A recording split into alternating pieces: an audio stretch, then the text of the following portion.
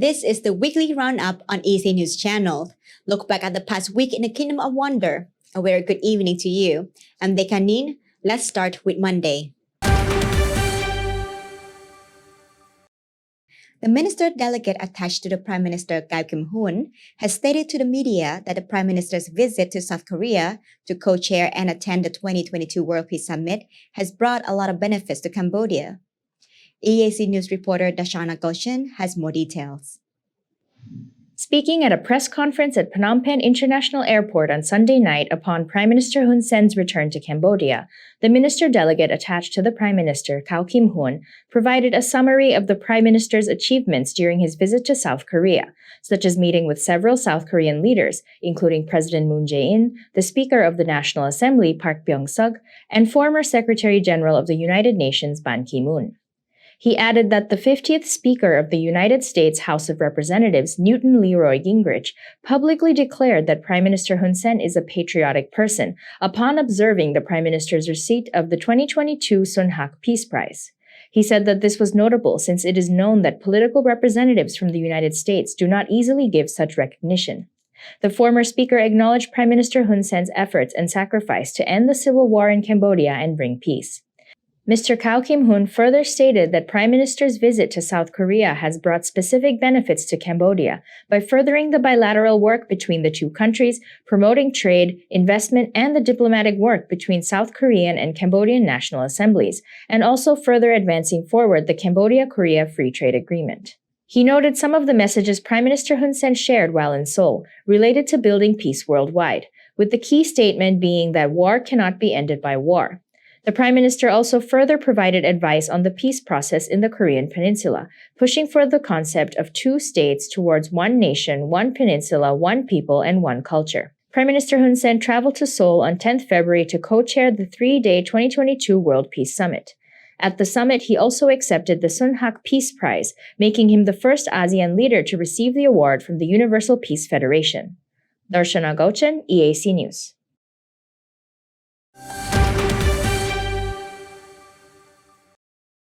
Two years have passed since Prime Minister Hun Sen expressed his love and surprised the world by allowing the U.S. cruise ship Amsterdam to dock at Sihanoukville Port amid the emerging global COVID-19 pandemic. EAC News reporter Dashana Goshen have more. The ship, carrying a total of more than 2,000 people, initially departed from Hong Kong and was barred from docking by authorities in Taiwan, the Philippines, Japan, South Korea, Guam, and Thailand due to concerns that there may be COVID-19 infections among the thousands of passengers aboard the ship. 14th February 2020 also happened to coincide with Valentine's Day. Hence, Prime Minister Hun Sen greeted disembarking passengers with roses, a symbol of Cambodia's love and generosity to the world.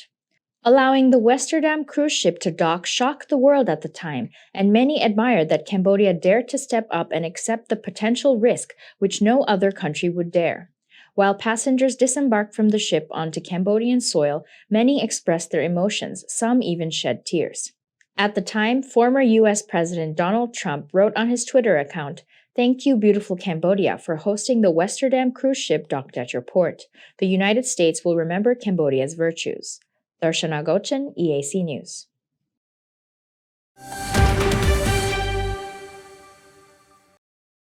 The Minister of Economy and Finance, Deputy Prime Minister Onporn Mandirot, has said that the royal government of Cambodia has released an additional $100 million to help the agriculture sector and small and medium-sized enterprises in Cambodia, both priority sectors in the process of economic recovery from the COVID-19 crisis. EAC News reporter Robin Lim has more.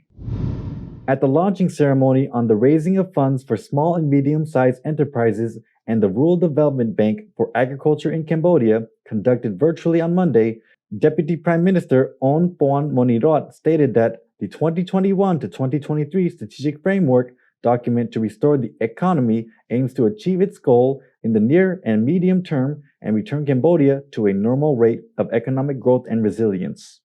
He said that in order to rehabilitate national economic growth, practical activities have been launched in many sectors, and $100 million is being released by the Royal Government of Cambodia to support the two priority sectors of agricultural and small and medium-sized enterprises, which are important both in terms of job creation and in improving the living standards of the people.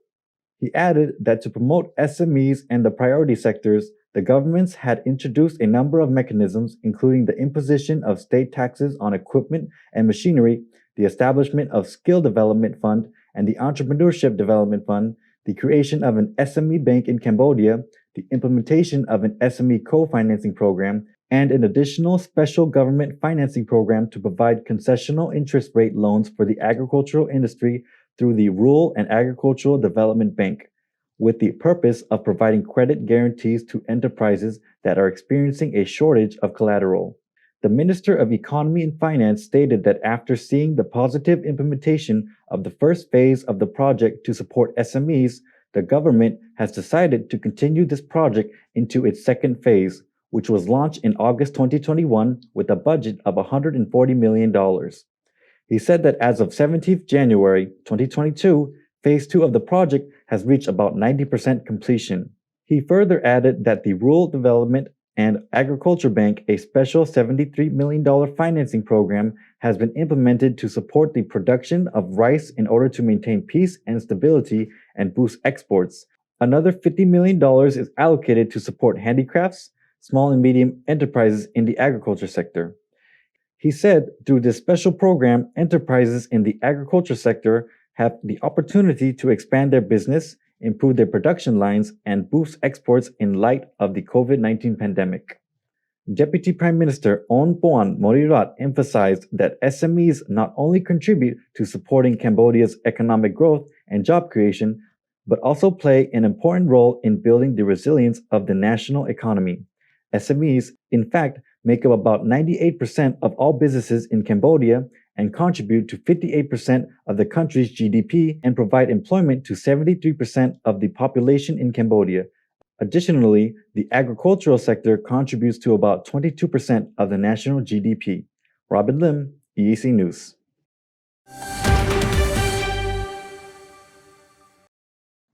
Prime Minister Hun Sen has postponed his meeting between him and students who received A grades in the recent high school baccalaureate exams for the 2021 academic year.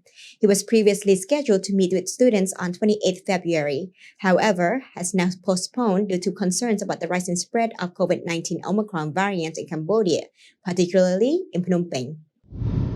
The Prime Minister wrote on his Facebook page saying that the new Omicron variant has been spreading in Phnom Penh.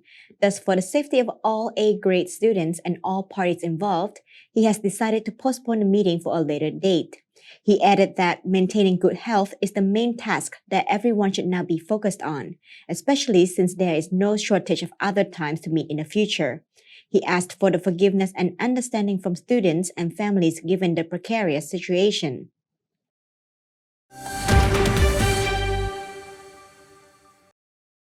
During the meeting between the Cambodian Foreign Minister Prat Sokhonn and ASEAN Secretary General Dato Lim Chok Hoi on Monday, the two sides decided to end the fact-finding mission of the ASEAN Economic Community and the ASEAN Socio-Cultural Community regarding Timor-Leste ASEAN's membership requirements in the first quarter of the year.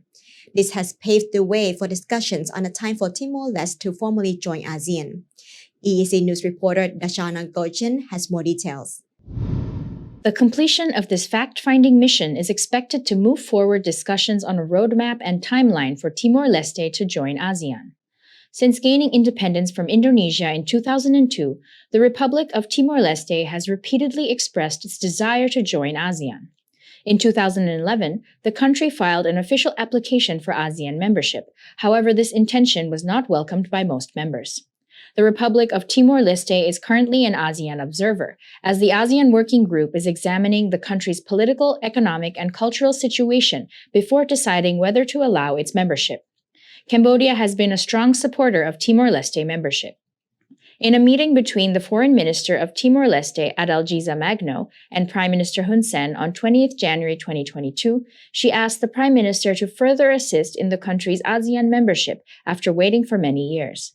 In response, Prime Minister Hun Sen stated that Cambodia has always supported Timor-Leste's membership for ASEAN, and in the future, Cambodia will promote the ASEAN economic and cultural heritage of the country and strive to organize fact-finding missions as soon as possible in order to evaluate and prepare guidance and a clear timeline for the inclusion of Timor-Leste into ASEAN. Darshana Gauchan, EAC News.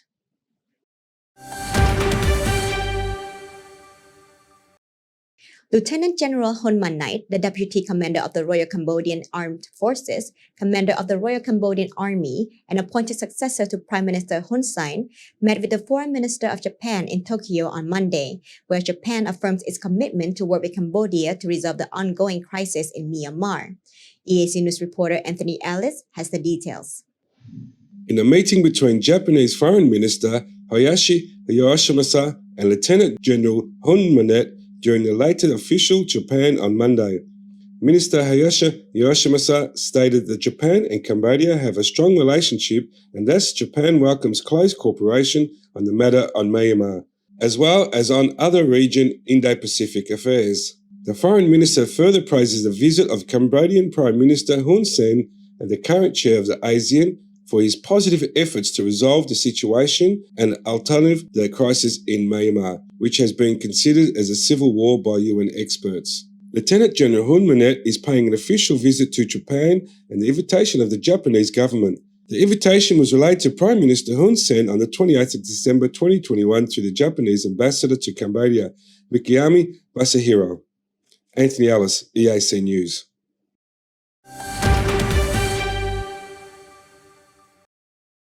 The first deputy chairman of Cambodian Mine Action and Victim Assistance Authority, Senior Minister Lee Thuch, has stated that he considers teachers the strong backbone and compass to show knowledge, wisdom, and curiosity, as well as the light that can illuminate one life's path in fighting friendship, discipline, and love. EAC News reporter Srey Kong has more. While speaking at a meeting held at Bavat City based in Swating Province on Sunday morning with 363 teachers from 21 schools and the City Office of Education, Youth and Sports, Senior Minister Lee Thuch expressed his deep gratitude for the dedication and strength of all teachers who work hard to train and teach students without self-interest so that they can become a good people and citizens. He added that the dedication of teachers is unique, valuable, important, and influential in everyone's life. He said that teachers are motivators and people who can change our life, and the success of life and the success of the nation are due in a part to the participation of teachers, who he considers as the founders of hope and future for society. During the meeting, the senior minister also handed out thank you cards and 50,000 riel, roughly $12.5, for each of the 363 teachers in attendance. Srey Kong, EAC News.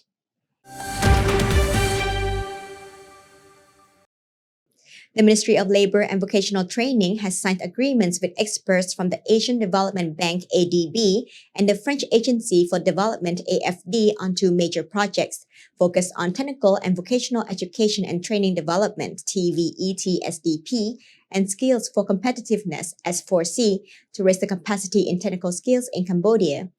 EAC News reporter Robin Lim has the details.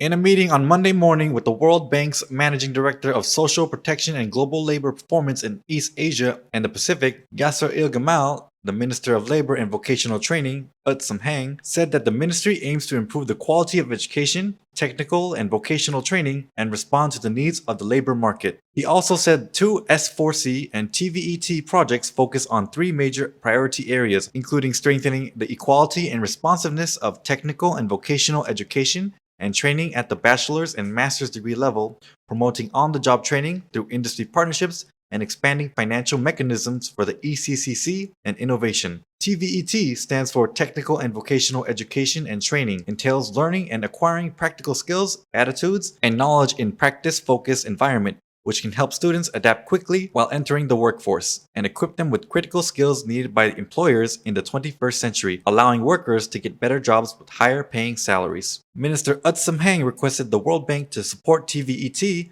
capacity building activities to meet the needs of the labor market, expand TVET enrollment, promote private sector participation in TVET, and improve governance and the TVET system. He further requested additional support for a number of key areas in the implementation of TVET policy, the master plan for the development of the TVET institution, and support for foreign languages, digital information technology, and soft skills, which are important teachings to be included in the curriculum in all levels of training. In response, the World Bank Director of Social Protection and Global Performance Management for East Asia and the Pacific accepted the Minister of Labor's request and added that the World Bank is committed to working with the ministry to develop these projects by the end of 2022. Robin Lim, EAC News.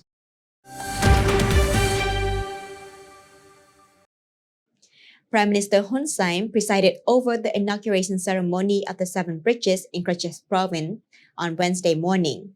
During the ceremony, he delivered a speech where he thanked the government of Japan for welcoming his son, Lieutenant General Hun Man-nait, on his official visit to Japan for the 14th to 17th of February. EAC News reporter Dashana Gojan has more. Speaking at the inauguration ceremony of 7 bridges in Krati province on Wednesday morning, Prime Minister Hun Sen remarked that several senior leaders of Japan had met with his son, the Deputy Commander-in-Chief of the Royal Cambodian Armed Forces, and the Commander-in-Chief of the Royal Cambodian Army, Lieutenant General Hun Man-nait. Some of the senior leaders Lieutenant General Hun Man-nait has met thus far include the commander of the Japanese Self-Defense Forces, the Japanese Minister of Defense and Minister of Foreign Affairs, and the Prime Minister of Japan. The Prime Minister was quoted saying, "Thank you for the gesture of communication with the Cambodian Army Commander, who is my son." He added that Lieutenant General Hun Man-nait has now met with 3 Japanese prime ministers over the years: Yukio Hatoyama in 2010, Shinzo Abe in 2018, and Fumio Kishida in 2022. Lieutenant General Hun Man-nait is leading a Cambodian army delegation on a 4-day official visit to Japan from 14th to 17th February 2022 to commemorate the 30th anniversary of Japanese peacekeeping operations in Cambodia, the first overseas operation of the Japanese Self-Defense Forces within the framework of the United Nations. This is the commander of the Royal Cambodian Army's first official visit abroad since the situation of COVID-19 has improved in Cambodia. This visit adds to the strong established ties between the Cambodian and Japanese armies, particularly after the last high-profile visit to Cambodia from the former commander of the Japanese Self-Defense Forces, Yuasa Goro, in 2020. Darshana Gochan, EAC News. Prime Minister Hun Sen delivered a speech at the inauguration ceremony of 7 new bridges in Kachin province on Wednesday morning, where he shared remarks on the ongoing crisis in Myanmar. He said that just as how a deadlock cannot be resolved in a day or two, the situation in Myanmar will also take a long time to address. He added that in order to find a solution, ASEAN and the international community must change its current position. EAC News reporter Robin Lim has more details. Speaking at the inauguration ceremony of 7 new bridges in Krati province on Wednesday morning, Prime Minister Hun Sen remarked that Cambodia only has 10 months left of the ASEAN chairmanship, and if the issue surrounding the conflict in Myanmar is not resolved, it will be passed on to the next ASEAN chair in 2023. He said that the current stalemate between ASEAN nations on the matter of Myanmar is due to a too strict adherence to policy. To illustrate this matter, Prime Minister Hun Sen shared an idiom saying, "It is not possible to put a cow in front of the yoke of a cart." Obviously, a solution that puts the cow in front of the cart is impossible. He further continued that while he wants to allow ASEAN member states to solve the issue and not comment much further, he has some experience with solving conflicts and suggests having an approach that is not too hard and not too soft, and somewhere in the middle. He stressed that if such strict measures are maintained, the war in Myanmar will continue indefinitely without seeing peace. Prime Minister Hun Sen visited Myanmar on 7 to 8 January to help find a solution to the ongoing conflict and bring the country back to ASEAN. In a meeting with the Prime Minister, Myanmar's military leader, Min Aung Hlaing, pledged to extend the ceasefire until the end of 2022, as well as to facilitate the special envoy of the ASEAN chair to meet with all stakeholders involved in the conflict, including ethnic armed groups. He also promised to consider releasing detained Australian professor Sean Turnell. Prime Minister Hun Sen's visit to Myanmar received both a positive and negative response. The Prime Minister himself has said that the reason he wanted to help the country was just to see peace in Myanmar, and not to benefit from this in any way. He added that those who curse him and the special envoy about Myanmar only further pushed the country into war. Robin Lim, EAC News.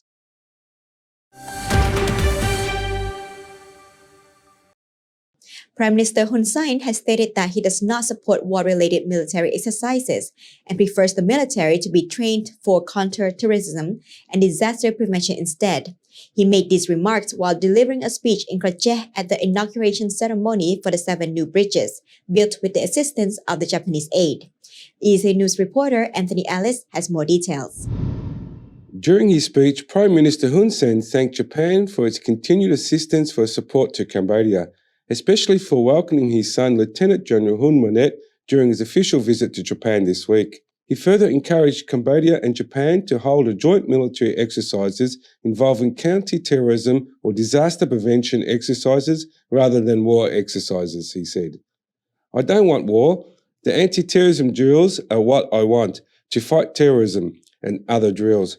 I want a disaster relief drills, for example, drills to respond to floods, droughts, wildfires, planes, crashes, or other incidents which we will continue to discuss." Lieutenant General Hun Manet met with General Yoshide at the Japanese Ministry of National Defense on Tuesday, where the Japanese general stated that Cambodia is the first Southeast Asian nation to support Japan's free and open Indo-Pacific strategy, both regionally and globally. The general also highlighted that the continued support of the Cambodian armed force in capacity building in non-traditional war security situations, such as cyber attacks and other threats to modern technology, as well as disasters and epidemics, including the support of joint military exercises in the future. Anthony Ellis, EAC News.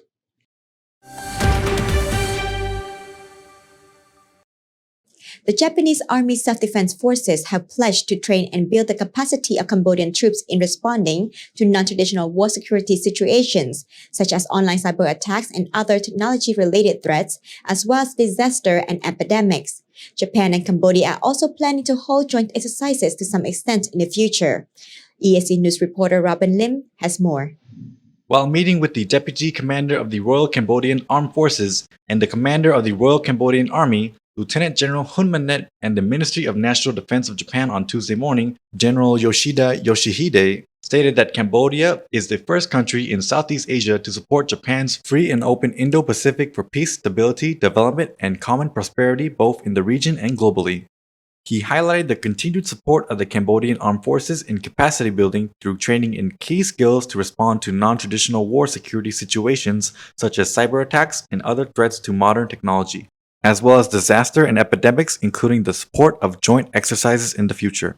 Lieutenant General Hun Manet also recalled the friendship and cooperation between the two countries and thanked the Japanese government, the Japanese Self-Defense Forces, and the people of Japan for always supporting Cambodia in finding peace during the country's reconstruction in the post-war period and up to the present day. He also stressed the significant progress made between the two countries in all fields, including the military, since the launch of the strategic partnership between the two governments in 2013, as well as the cooperation and military exchanges between Cambodia and Japan's Ministries of Defense. Lieutenant General Hun Manet further thanked the Japanese side for always assisting the Cambodian Army with training human resources by providing long-term scholarships for active duty officers and staff commanders.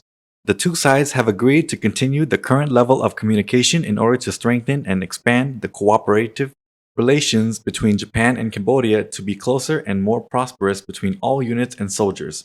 Lieutenant General Hun Manet is currently leading a Cambodian Army delegation on a 4-day official visit to Japan between 14th to 17th February 2022 to commemorate the 30th anniversary of the Japanese peacekeeping operations in Cambodia, which was the first overseas operation of the Japanese Self-Defense Forces within the framework of the United Nations. Additionally, this is the first official visit abroad led by the commander of the Royal Cambodian Armed Forces since the COVID-19 situation improved in Cambodia. This visit also exemplifies the established link between the two countries' armies, particularly after the first official visit of the former commander of the Japanese Self-Defense Forces, Yuasa Goro, to Cambodia in 2020. Robin Lim, EAC News.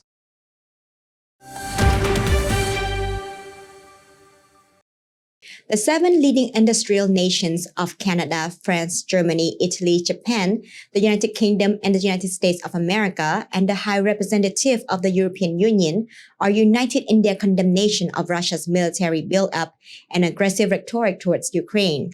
On Monday, February 14, they have warned Russia of a swift and joint reaction if it chose to invade Ukraine, to whose economy they also promised rapid and decisive support. Die 7 führenden Industrienationen haben heute unter der The G7 finance ministers have published a joint statement under the German presidency. The 7 leading industrial nations make clear that they would swiftly and jointly react to a violation of Ukraine's sovereign borders. It is not often the case that the G7 makes statements on current diplomatic issues. This is now required. The G7 finance ministers have assured Ukraine that they will continue its economic development and that they will keep an eye on Ukraine's financial stability. Russia must know that a violation of international law or the borders of Ukraine will be met with a swift joint reaction. The finance ministers, too, are making their contribution towards de-escalating the situation, on the one side by strengthening Ukraine's position. They will ensure its financial stability.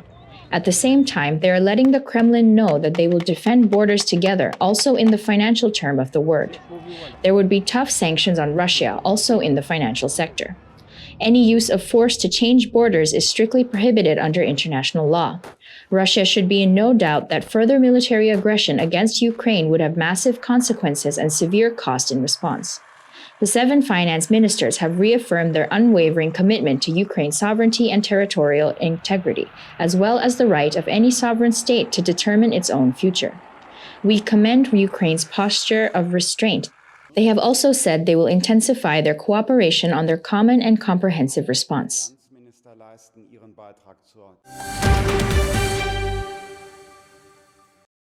Russian President Vladimir Putin says the German national regulator certifies Nord Stream 2, which is technically fully ready to work since December last year. It is one of the largest infrastructure projects in Europe, designed to significantly reinforce energetic security on the continent and help to solve European economic and ecological problems. Putin has clearly said it is a purely commercial project and there is no place for politics or political nature. Putin has said on Tuesday, after meeting German Chancellor Olaf Scholz in Moscow, that the Nord Stream 2 gas pipeline, which got its regulatory clearance, is a purely commercial project which will strengthen Europe's energy security. The Russian leader has pointed out that they are ready to continue gas supplies through Ukraine, even after 2024, when their current contract on transit through Germany expires. Of course, it will be demanded by European importers, it will be profitable, and the gas transportation system itself is technically working condition.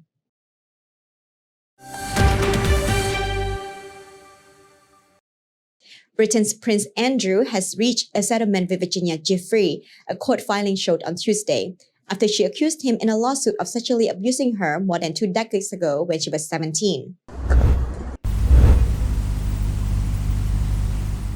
As a young man, Andrew was one of the most popular royals, acclaimed by the British press for the active service of a helicopter pilot during the 1982 Falkland Wars, and earning the nickname Randy Andy for his courting of glamorous girlfriends. Virginia Giuffre has sued the Duke of York last August 2021, alleging he was battered her while that the financier and convicted sex offender Jeffrey Epstein was trafficking her. In a joint court filing laws, Giuffre and Andrews have said that the settlement includes an undisclosed sum and that Andrews would intend to make a substantial donation to Giuffre's charity in support of victims' rights. Prince Andrews has never intended to mogul Miss Giuffre's character, and he intends that she has suffered both as an established victim of abuse and as a result of unfair public attacks, the filing he has said.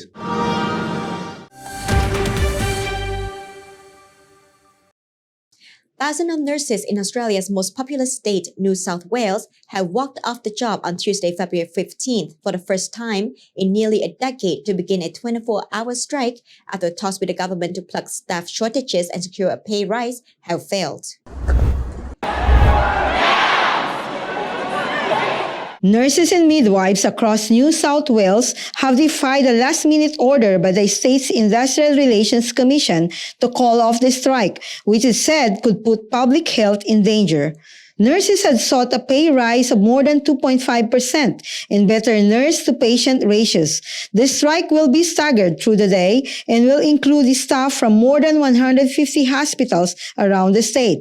The arrival of the fast-moving Omicron variant in Australia in late November has fueled a surge in COVID-19 infections, accounting for the bulk of the country's total of around 2.6 million confirmed cases and overwhelmed hospitals. New case numbers have been trending lower in recent days. Just over 23,000 new cases were reported by midday on Tuesday, while hospital cases have dipped to about 3,000 from a peak of 5,400 3 weeks ago. Officials have registered 46 new deaths, with the pandemic total standing at 4,664.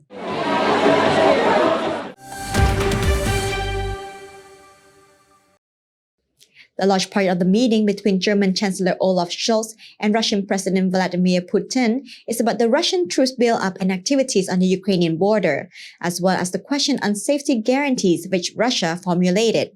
Scholz presented their evaluation of the security situation and how Germany and other European partners see the situation, and that they see the troop build-up as a threat.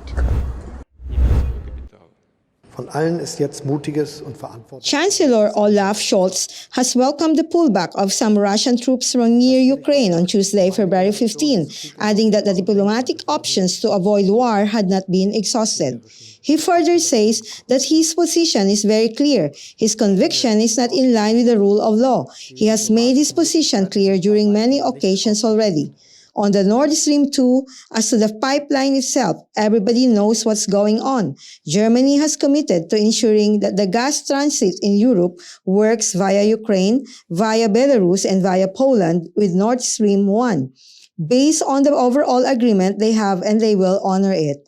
Scholz has told a news conference with Russian President Vladimir Putin in Moscow, adding, "The diplomatic possibilities are far from being exhausted. As heads of state and government, it's our damn responsibility and our job to prevent a military escalation in Europe. It is a good sign that we are hearing some of the troops are being withdrawn. We hope more such signs will follow," Scholz has also said.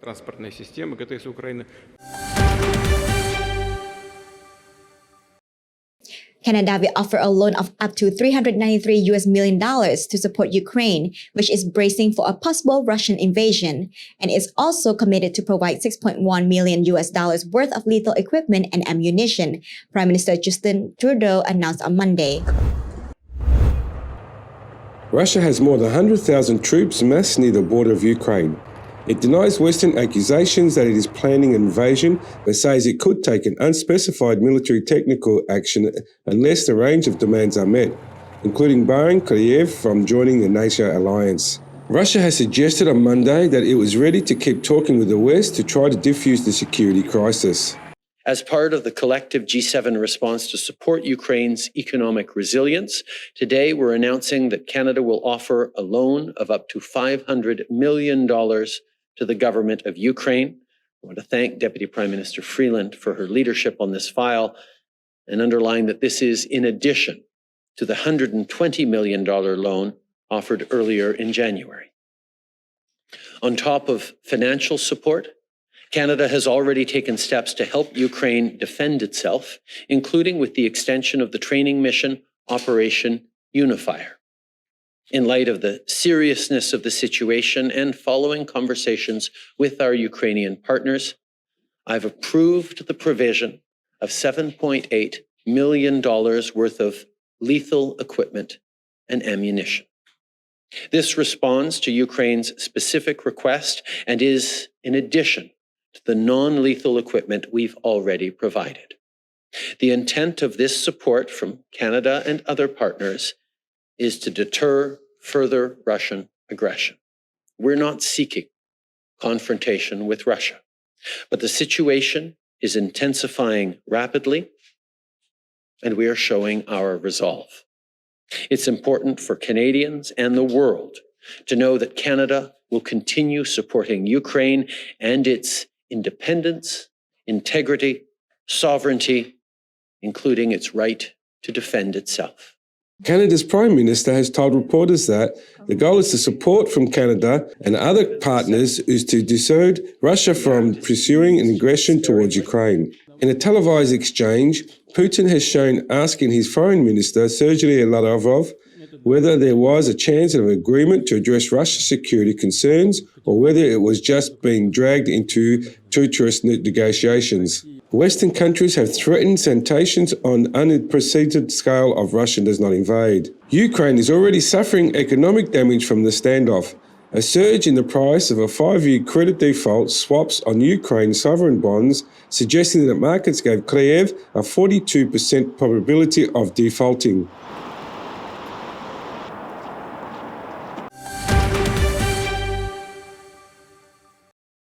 NATO has accused Russia on Wednesday, February 16th, of sending more troops to a massive military build-up around Ukraine, even as Moscow said that it was withdrawing forces and was open to diplomacy.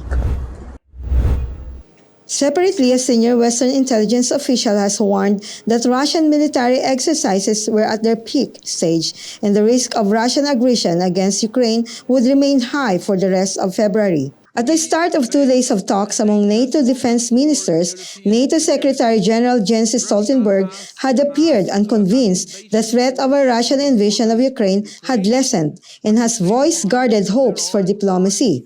He has said they have not seen any withdrawal of Russian forces, and of course, that contradicts the message of diplomatic efforts. What the world see is that they have increased the number of troops and more troops are on their way. So far, no de-escalation. Moscow wants to stop the former Soviet state from joining the NATO military alliance. NATO has refused to concede that demand and defense ministers sought to show a united front on Wednesday. U.S. President Joe Biden warned on Tuesday that more than 150,000 Russian troops were still massed near Ukraine's borders. The senior Western official, speaking on the condition of anonymity, has said intelligence showed the Russian military exercises would be at their most active during the remainder of February.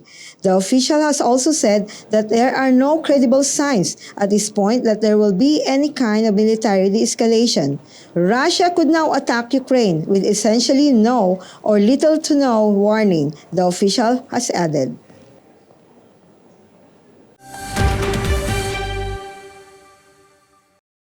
Now for a look at news making international headlines this Monday, 14th of February. Police used tear gas to disperse protesters demonstrating against COVID-19 restrictions near the Arc de Triomphe monument in Paris on Saturday, February 12th, shortly after a freedom convoy against COVID-19 restrictions made it into the capital. On the Champs-Élysées, clouds of tear gas swirled through the terraces of bars and restaurants. Railed against riot police also threw tear gas grenades to maintain order at an authorized street protest, where demonstrators, including some yellow vests, railed against President Emmanuel Macron's coronavirus vaccine pass rules and the current cost of living. On the Champs-Élysées, police deployed tear gas into the evening as sporadic scuffles continued and one person, police reported, collapsed on the sidewalk and was brought to the hospital for checks. France requires people to show proof of vaccination to enter public places such as cafes, restaurants, and museums, with a negative test no longer being sufficient for unvaccinated people. Police has said that they have so far arrested 54 people, handed out 337 fines, and stopped 500 vehicles from trying to get into Paris in the morning. The French Interior Ministry has said about 32,000 people have participated in protests nationwide, including 7,600 in Paris. A fire broke out Saturday, February 12th at a Barcelona hotel, forcing some people to jump off to escape the fire and leaving 1 dead, 9 injured, in Catalan police has said on Sunday, February 13th. A video from witnesses, Guillem Andreas, showed people jumping from windows onto mattresses piled by bystanders below. One person who did not appear on the video was transferred to the clinic hospital in critical condition on Saturday but died on Sunday, confirmed by regional police. Other 4 injured were transported to hospitals with less serious injuries, and 4 people were medical discharged on the spot. Catalan police are investigating the causes of the fire.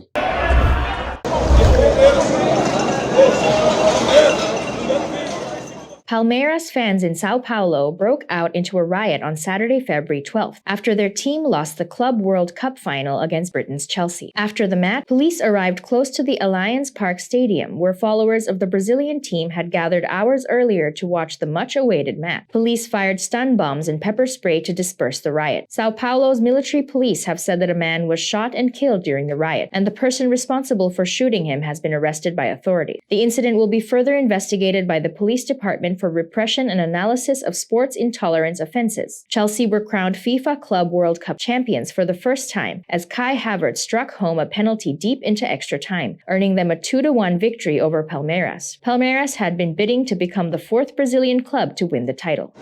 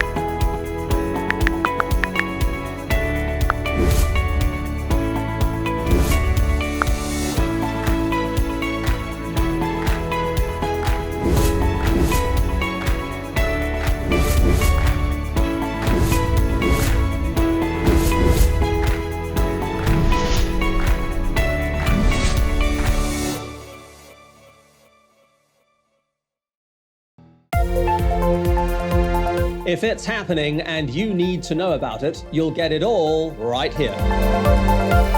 EAC News brings you updates and breaking news in English across all of our platforms and channels.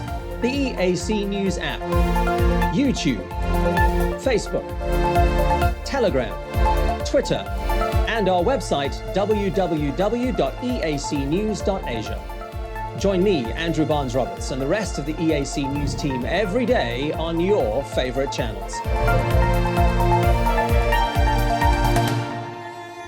EAC News, Cambodia made clear. This year, Wednesday, 16th of February, marks Miek Bochia Day, otherwise known as Makha Puja or Sangha Day in other parts of the world. This is an important Buddhist festival celebrated in Cambodia and by Buddhists all over the world on the full moon of the third month of the traditional Khmer calendar, to commemorate the day when the Buddha declared the founding of Buddhism in India in 488 BC, just 9 months after his enlightenment. EAC News reporter Dashana Gojan will share more details about this important Buddhist festival. Miek Bochia Day, also known as Magha Puja or Sangha Day worldwide, marks the day the Buddhism was founded in 588 BC. The formation of Buddhism as a religious organization took place among 1,250 monks, all members of a convention that had brought together people from all walks of life. According to traditional Buddhist history, the monks had all gathered on this full moon day because it coincided with the day of Shiva in Hinduism. The monks traveled from different locations to see Lord Buddha, with the story being that all 1,250 had traveled separately without a summoning. To celebrate Miek Bochia Day means that Buddhists have correctly understood the importance of this day of worship. Buddhists understand the principles and positions of Buddhism. Buddhists cultivate pure generosity, become more civilized in the principles of Lord Buddha. Buddhists perform the role of Buddhists on the day of Miek Bochia. Buddhists help Buddhism to be stable for a long time. Miak Pochia Day is seen to be a day that measures the quality of Buddhists, as well as a day that sees who is still actively practicing Buddhism, like a mirror illuminating one's face.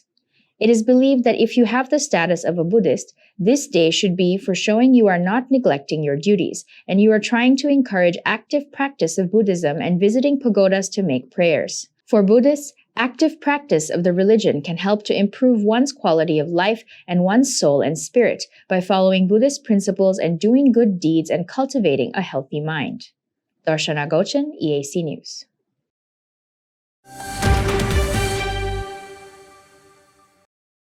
Onco Enterprise has begun selling boat tickets at the Jongplia tourist port on the Tonle Sap from the 15th of February onwards. Boat tickets are priced at $7 per person for both national and international tourists aged 12 and above. EAC News reporter Robin Lim has more details.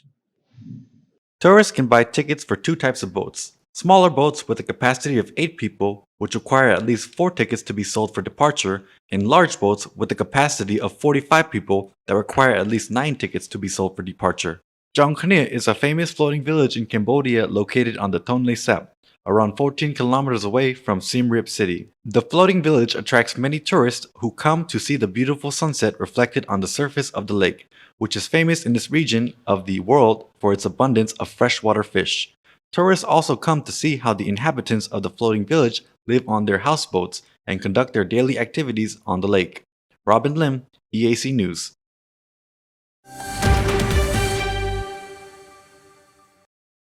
The foreign ministers of Singapore and Laos have arrived in Cambodia to attend the ASEAN Foreign Ministers meeting and also pay an additional 2-day official state visit. Both foreign ministers have met with Prime Minister Hun Sen, Cambodian Foreign Minister Prak Sokhonn, and other senior government officials, highlighting the positive relations between Cambodia and Singapore and Cambodia and Laos. EAC News reporter Robin Lim has more. According to a statement released by the Cambodian Ministry of Foreign Affairs on 16 February, the main issues discussed by the Cambodian Foreign Minister Prak Sokhonn and Singaporean Foreign Minister Vivian Balakrishnan during their meeting focused on promoting and gaining momentum on bilateral trade and investment. The Cambodian side reportedly requested Singapore to increase imports of Cambodian agricultural products, prepare a memorandum of understanding between the two countries, trade chambers, and effectively implement the agreement of the avoidance of overlapping DATs. The statement added that Foreign Minister Prak Sokhonn acknowledged the significant presence of Singaporean investment in Cambodia, which ranked 4th in investment activities in 2021, and further encouraged more investments from Singapore in the fields of technology, finance, innovation, digital economy, and agriculture. The two sides also discussed the importance of tourism and cooperation in recognizing vaccine certification between the two countries, as well as cooperation in human resource development, in aircraft maintenance, engineering, and civil aviation management. The foreign ministers also discussed security and defense cooperation and exchanged views on issues related to ASEAN. Deputy Prime Minister Prak Sokhonn also met with the Foreign Minister of Laos, Salume Komasit, and discussed bilateral relations, good neighborliness, and mutual understanding on topics related to politics, trade and investment, socio-economic linkages, defense and security, connectivity, transportation, border affairs, tourism, and education. The statement from the Ministry of Foreign Affairs included that the Cambodian and Laotian foreign ministers noted with satisfaction that their respective ministries are working together to expedite the finalization of the draft action plan for the Ministry of Foreign Affairs, a comprehensive and long-term strategic partnership that aims to take bilateral relations between the two countries to a new level. The visits of both Singaporean and Laotian foreign ministers ended on Wednesday, 16th February, but the two will continue to attend ASEAN Foreign Ministers meeting in Cambodia on 17 February 2022. Robin Lim, EAC News.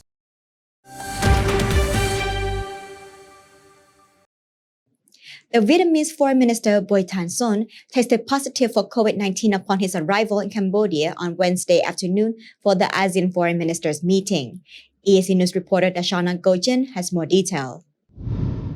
During a dinner held with the arrived ASEAN foreign ministers at the Sofitel Hotel on Wednesday night, Cambodian Foreign Minister Prak Sokhonn confirmed that the Vietnamese foreign minister had tested positive for COVID-19 and wished for him to get well soon.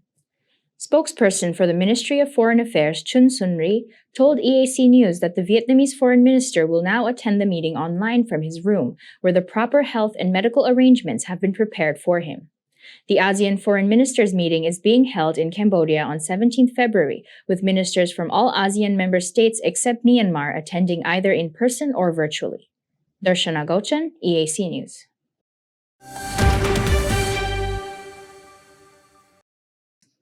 The Minister of Foreign Affairs and International Cooperation, Deputy Prime Minister Prak Sokhonn, spoke at a press conference after the ASEAN Foreign Ministers meeting on Thursday and said that economic recovery after the COVID-19 crisis was a major topic of discussion among the ASEAN foreign ministers.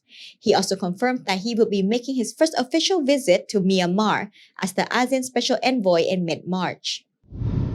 At the press conference, Deputy Prime Minister Prak Sokhonn stated that since most ASEAN countries rely on tourism, a major topic of discussion among the foreign ministers at the meeting was the different ways ASEAN member states could revive the economy, especially within the framework of the ASEAN Economic Community. He added that other hot topics discussed included the establishment of a comprehensive partnership within ASEAN, geopolitical competition, strengthening ASEAN's overall capacity, and especially the current ongoing issue with Myanmar.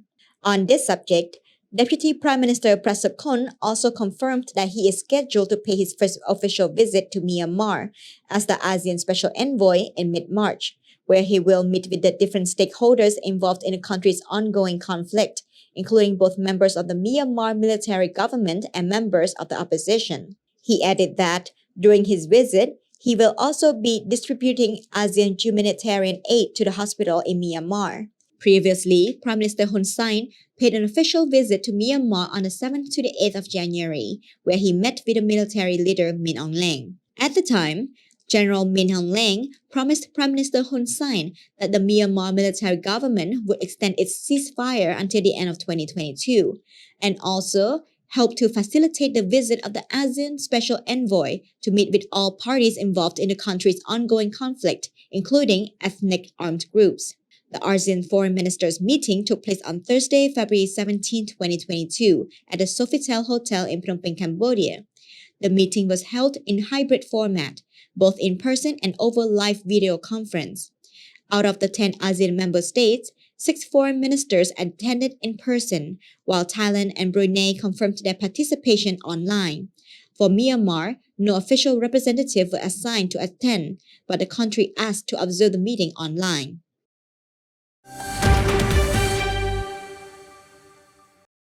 The Cambodian Minister of Foreign Affairs and International Cooperation Prak Sokhonn held a virtual meeting with ASEAN Secretary General Dato Lim Chok Hoi on Monday. During the meeting, the two sides discussed key issues such as the comprehensive restoration of ASEAN and the operation of the ASEAN Regional Corridor Framework. EAC News reporter Robin Lim has more details.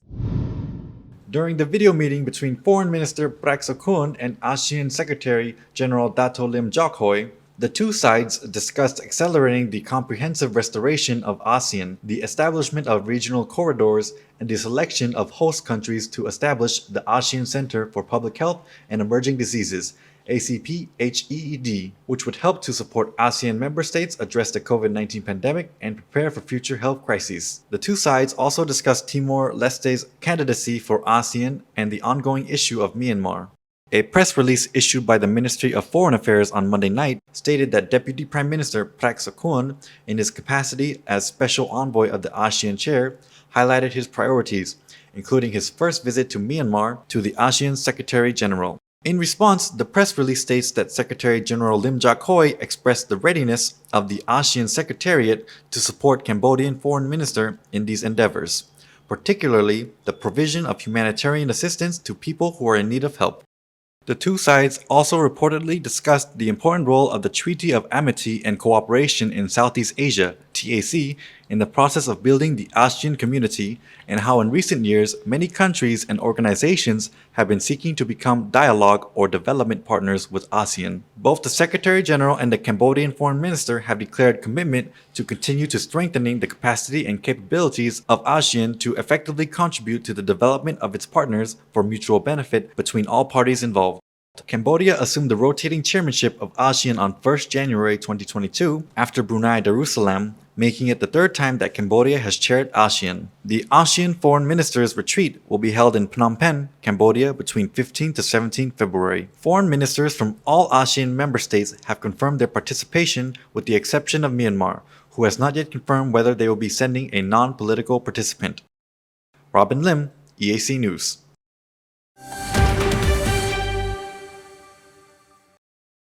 Prime Minister Hun Sen announced on Thursday night the launch of the COVID-19 vaccination campaign for children aged 3 to 5, calling on all parents to bring their children to get vaccinated. In the same message, the Prime Minister also announced that his 2-year-old 21st grandchild had tested positive for COVID-19. EAC News reporter Dashana Gojan has more. In a special voice message released by Prime Minister Hun Sen on Thursday night, he stated that the reason for this decision to allow vaccinations for children aged 3 to 5 is due to the rising spread of Omicron in Cambodia and the observation that about 20% of children under 5 years of age have been infected with COVID-19. He added that even his 21st grandchild, who is just 2 years old, had tested positive for the disease. Concerned about the impact on public health, Prime Minister Hun Sen ordered the Vaccination Commission and authorities to coordinate the rollout of this campaign as soon as possible to ensure the safety of children. He called on all parents and guardians to go and get their children within this age range to get vaccinated. According to the Prime Minister, there are currently more than 700,000 children aged 3 to 5 in Cambodia. Darshana Gochan, EAC News.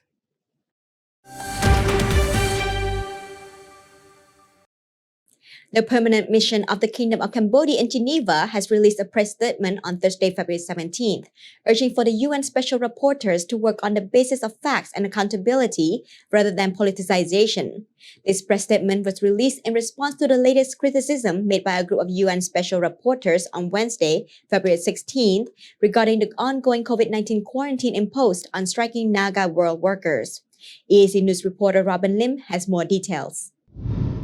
The permanent mission of the Kingdom of Cambodia has stated that it deplores the misleading, irresponsible, and unfounded remarks of 4 special reporters on the health and legal measures being taken against what it states is an unlawful, month-long strike by former Naga World employees. The statement outlines 5 main points of rebuttal to the criticism of the special reporters, the first being that Cambodia's COVID-19 protocols are in full compliance with national and international law and in the interest of the public safety and order, as well as the protection of the public health and the rights and freedoms of others. The first point concludes by saying that all rights are not unlimited, and unlike some elements in favor of weaponizing human rights, Cambodian authorities always adhere to professionalism and non-politicalization of public health response. The second point of rebuttal states that the allegation that hundreds of striking workers reportedly still do not have the results or clarity on when they will be released from quarantine is one-sided and unverified, and thus a grave violation of the Code of Conduct for Special Procedures mandate holders. On this point, the permanent mission further invites the special reporters to forward concrete proof to Cambodian authorities for verification according to established rules. The third point of rebuttal states that the claim that Naga World strike is lawful is erroneous, as while workers and unions have the right to strike, they must also meet the core requirement before such strikes can be legally staged. The permanent mission outlines how the strike was declared illegal by the Phnom Penh Court of First Instance on 16 December 2021, and further states that the Cambodian authorities exercised utmost restraint and repeatedly called on striking employees to return to peaceful negotiations in good faith, take COVID-19 tests, and cease their month-long protest, which they assessed were threatening security, public order and safety, and public health.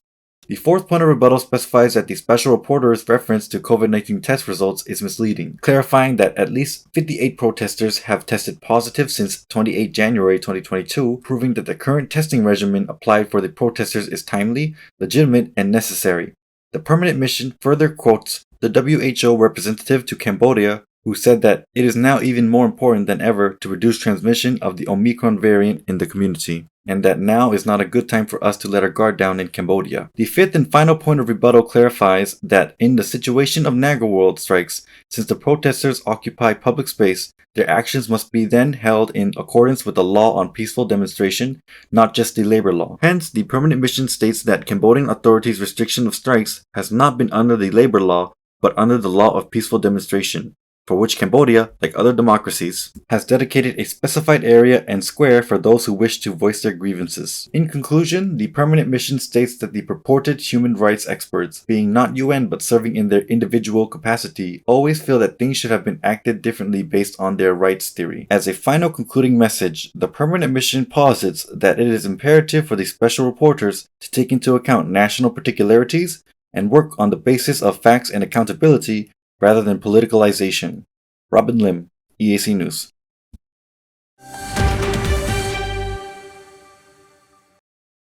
The spokesperson for the Ministry of Foreign Affairs and International Cooperation has completely rejected a report alleging that North Korean spies have opened hotels, casino, and travel agencies in Cambodia, which was published in NK News on 15 February 2022. The spokesperson clarified that as a member of the United Nations, Cambodia has complied with all United Nations Security Council resolutions, closed all businesses and bank accounts owned by the Democratic People's Republic of Korea, and also stopping issuing work permits to North Korean workers. EAC News reporter Dashana Gojan has the story.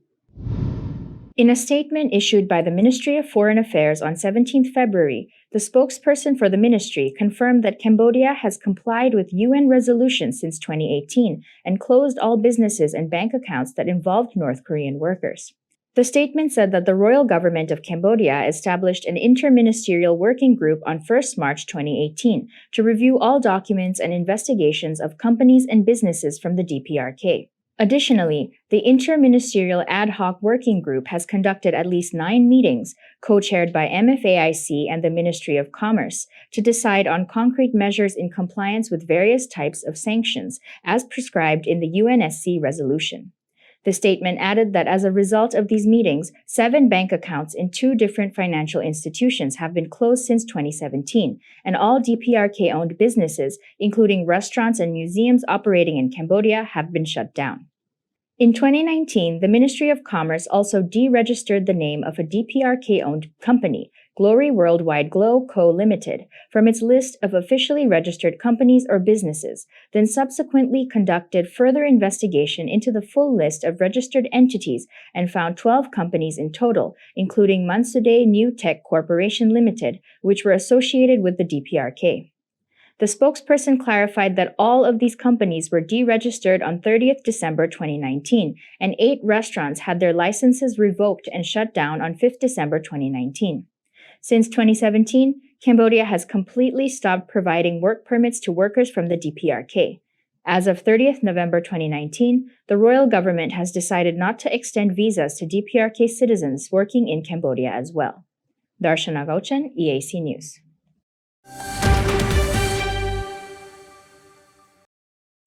A traffic accident and subsequent shooting has caused the death of a Chinese man in Sihanoukville. Authorities report the collision of 2 cars behind the White Sand Casino led to 5 shots being fired and the killing of a man in his Audi. EAC News reporter Dashana Gojan has the story. Sihanoukville authorities report 5 shots being fired, most likely starting from a traffic accident, which has caused the death of a Chinese man in his car. The incident occurred at 9 p.m. on Saturday along the Dam Road behind the White Sand Casino in Village 4, District 4, Sihanoukville. Authorities at the scene concluded that this fatal shooting was likely to have started from a traffic accident, where 2 cars, a white Prius and a white Audi, both with license plates from Phnom Penh, collided and caused extensive damage to the vehicles. After the incident, the driver of the white Prius pulled out a handgun and fired 5 shots at the Audi, killing the Chinese man driving the car. The suspect then promptly fled the scene. Sihanoukville police have collected some clues from the scene of the crime and are continuing to search for the suspect using specialized procedures.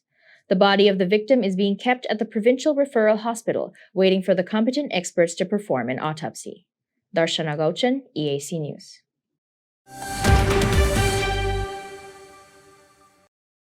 The royal government has announced the start of the booster dose vaccination campaign for children aged 5 and above.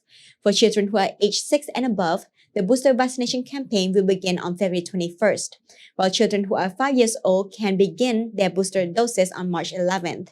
EAC News reporter Robin Lim has more details. The Ministry of Health issued a statement on Thursday announcing that children of national civil servants from the age of 6 can start receiving their booster dose vaccines from February 21st at a list of specific locations, including Calamite Hospital, Ang Duang Hospital, the National Children's Hospital, the Maternal and Child Health Center, and Kanta Bopa Hospital. The statement also announced that the children of UN officials, embassy staff, or staff of national and international organizations and tycoons will be able to receive their booster dose vaccine starting from March 14. The booster dose campaign for children of civil servants, contracted officials, as well as the children of members of the general public will be prepared under the supervision of the 25 Capital Provincial Administration at various locations in the capital and in the provinces, which will be announced through a letter to the public from February 21st onwards.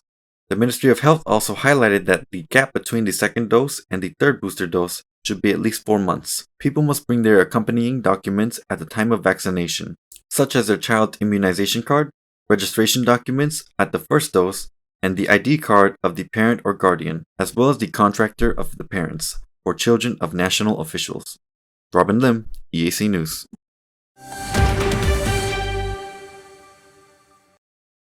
Prime Minister Hun Sen has expressed his concern about the spread of COVID-19 within the community in Cambodia and has instructed the relevant ministries and institutions, as well as individual citizens, to actively implement the health measures in place, get vaccinated, educate others about COVID-19 safety, promote and buy effective medication, and reduce the number of gatherings. EAC News reporter Dashana Gojan has more. In a circular letter released on Thursday night, Prime Minister Hun Sen said that in order to ensure full functioning of socio-economic activities in all areas and to continue to ensure the effectiveness of the implementation of measures to prevent the spread of COVID-19, especially the Omicron variant, all stakeholders must follow the strict health measures in place.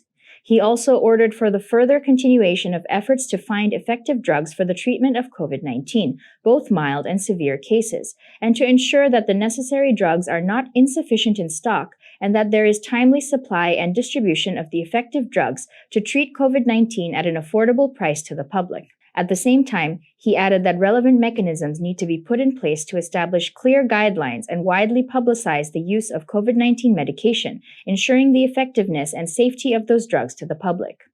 Regarding gatherings and meetings, Prime Minister Hun Sen has encouraged the general public and organizers of events and social activities such as religious programs, traditional programs, sports, or entertainment programs to reduce the number of participants to a minimum and to ensure the implementation of individual and social safety gaps in accordance with context of each program location. At the same time, organizers of social gatherings and events, as well as all program participants, are encouraged to use COVID-19 test kits and check COVID-19 vaccination cards before allowing participants in as a precautionary measure. On Thursday night, Prime Minister Hun Sen also announced the beginning of the vaccination campaign for children aged 3 to 5, after he expressed concern about the impact COVID-19, particularly the Omicron variant, was having on public health in Cambodia.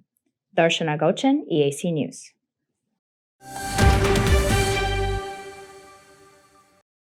Allies have confirmed that NATO's door remains open. Any decision on NATO membership is for NATO allies and aspirant countries to take, nobody else. The right of each nation to choose its own path is absolutely fundamental for European and transatlantic security. NATO defense ministers reaffirmed their strong commitment to open-door policy and the importance of partnerships. NATO allies continue their strong diplomatic efforts to find a political solution to the serious crisis triggered by Russia's military build-up in around Ukraine. Well, look, NATO is on a path. That's been very clear. They are currently an opportunity partner alongside some of the Scandinavian countries who have that status. And it's clear we have an open path. So look, I think what we should recognise is that, yes, there are internal conflicts that have been caused by Russia's invasion, but fundamentally we remain an open door organisation. I've made it very clear to the Kremlin that, countries choose NATO. NATO doesn't go around choosing the countries. It is not the case, as President Putin often asserts, that somehow NATO is a sort of country of its own going around looking for countries to join.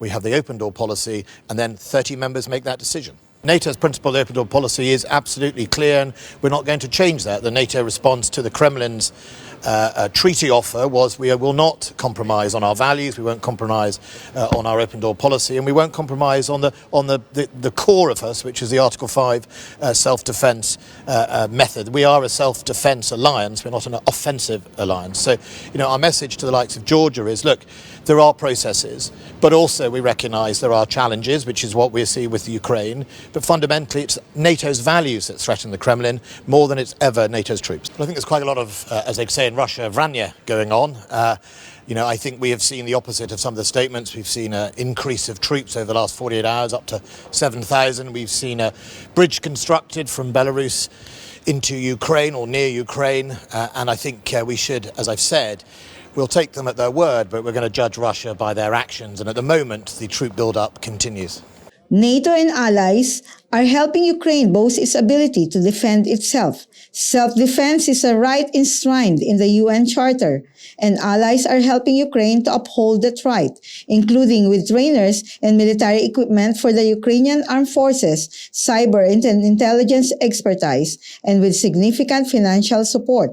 On the second day of NATO's defense ministers' meeting on February 17, NATO Secretary General Jens Stoltenberg says, allies confirm that NATO's door remains open. Any decision on NATO's membership is for NATO's allies and aspirant countries to take.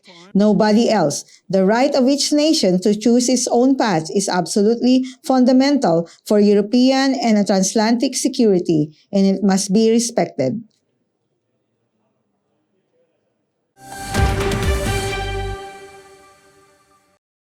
Ukrainian troops are training firing anti-tank launchers delivered by Britain as part of Western efforts to help Ukraine defend itself from any Russian invasion. The Next Generation Light Anti-Tank Weapon, NLAW, also known as the Main Battle Tank and Light Anti-Tank Weapon, MBT-LAW, is a short-range shoulder-fired missile system designed for use by infantry. They are not strategic and are intended to be used in self-defense, Britain has said. The commander of the Joint Forces Operation, Lieutenant Alexander Pavlov, has said during the exercises at training grounds in eastern Ukraine, the weapons from Britain are designed to be used against an aggressor invading Ukraine territory. More than 150,000 Russian troops were still amused near Ukraine's borders after Moscow's announcement of a partial pullback was met with skepticism. World powers engaged in one of the deepest crises in East-West relations for decades, jostling over post-Cold War influence and energy supplies as Moscow wants to stop the former Soviet neighbour even during the NATO military alliance. Western nations have suggested arms control and confidence-building steps to defuse the standoff, which has promoted them to urge the citizens to leave Ukraine because an attack could come at any time. Russia denies it has any plans to invade.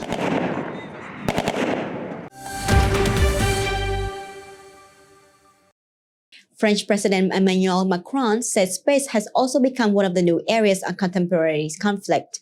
Without control of space, there cannot be complete power that is capable of both taking hold of one destiny and conquering new frontiers. For all these reasons, space is a priority of the French presidency of the European Union, but also because France is a concurrent member of the European Space Agency Council, along with Portugal.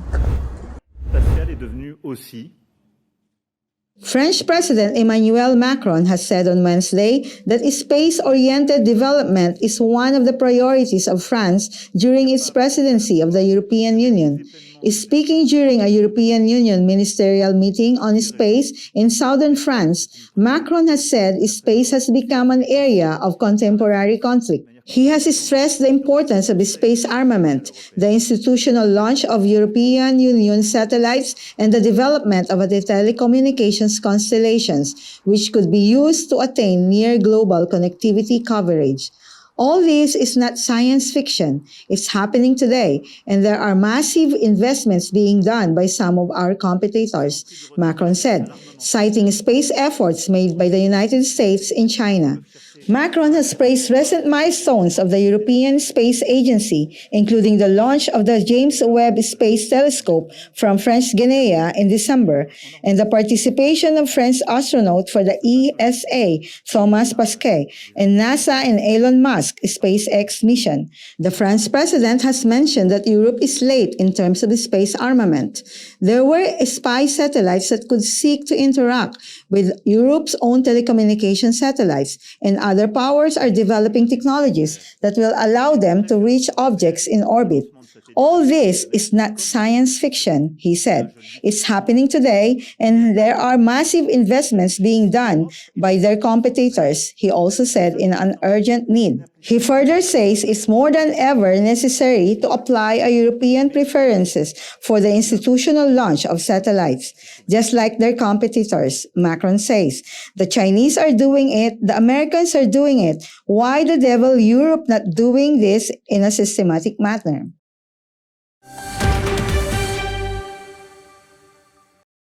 Now for a look at news making international headlines this Tuesday, 15 February.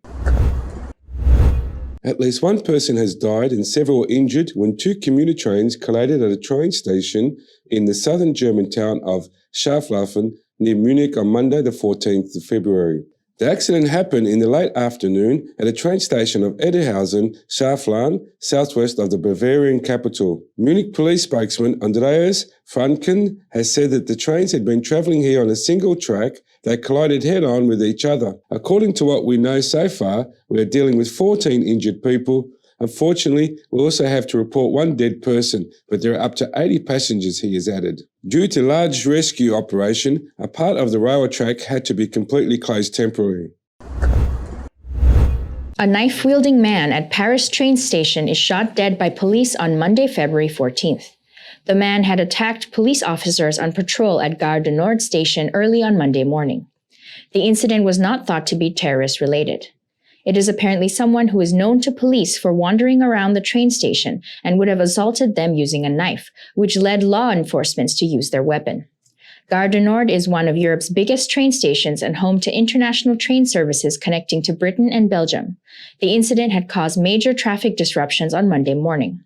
Worries over violent crime and terrorism are among key concerns for French voters as people prepare to go to the polls for April's presidential election. At least 7 people, including 2 children, have been killed in an explosion and subsequent fire that have occurred in apartment buildings in southern France on Monday. Officials said a search is ongoing for at least 2 people who are missing. Firefighters have said that the incident took place in Saint-Laurent-de-la-Salanque in the Pyrenees Orientals department. French Interior Minister Gérald Darmanin went to the site in the town of Saint-Laurent-de-la-Salanque and has said about 30 people were wounded or suffered psychological trauma in the explosion that occurred around 2 a.m. The explosion has occurred on the ground floor of a 2-story building, which was a grocery sandwich bar. The fire then spread to the neighboring buildings. Perpignan prosecutor Jean-David Cavalier has said it's too early to know what caused the explosion, but he mentioned the possibility that gas cylinders may have been present in the shop. An investigation is underway.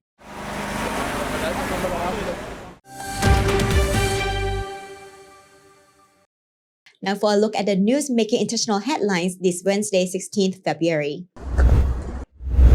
The single-engine plane was seen behaving erratically on radar and then has disappeared from the radar screen on Sunday afternoon, according to the Coast Guard. One person has been found dead after a plane with 8 passengers has crashed near the coast of North Carolina's Outer Banks. Carteret County Sheriff Asa Buck III has said during a press conference on Monday night, "We have no indication anybody survived the crash." Sheriff Buck said the debris field shifted around 24 kilometers off the shore. He has added that there were 3 separate debris fields. Authorities are continuing to search for remaining passengers. The group was returning from home from a duck hunting trip. FlightAware has listed the plane's departure from Hyde County Airport at 1:35 p.m. Sunday. The plane was reportedly last seen near Beaufort in Carteret County at 2:01 p.m.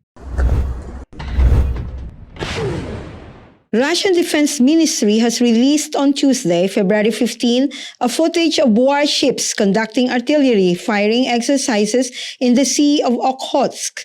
One ship's group of corvettes has performed joint artillery firing at a group of surface targets, stimulating enemy's detachment. The second tactical group fired artillery at sea targets, conditionally performing the role of an enemy landing squad.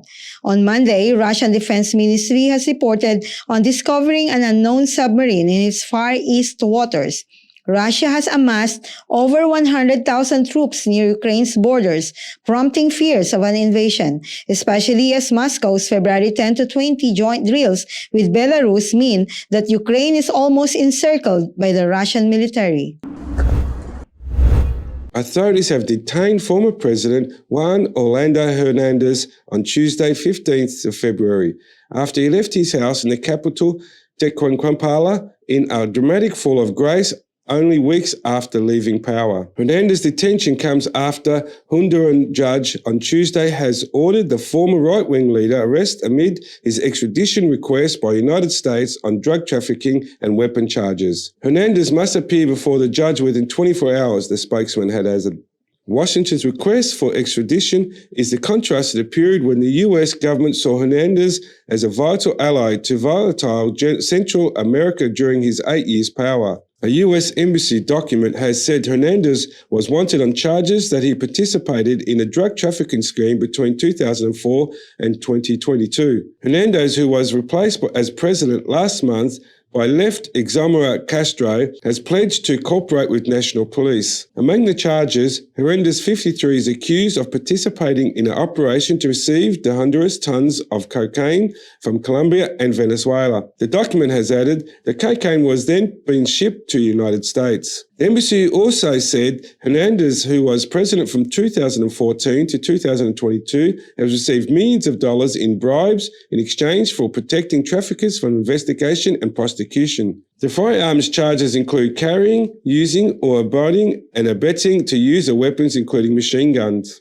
The U.S. State Department has referred queries to the U.S. Justice Department, which declined to comment. A spokesman of the U.S. Attorney's Office in Manhattan declined to comment.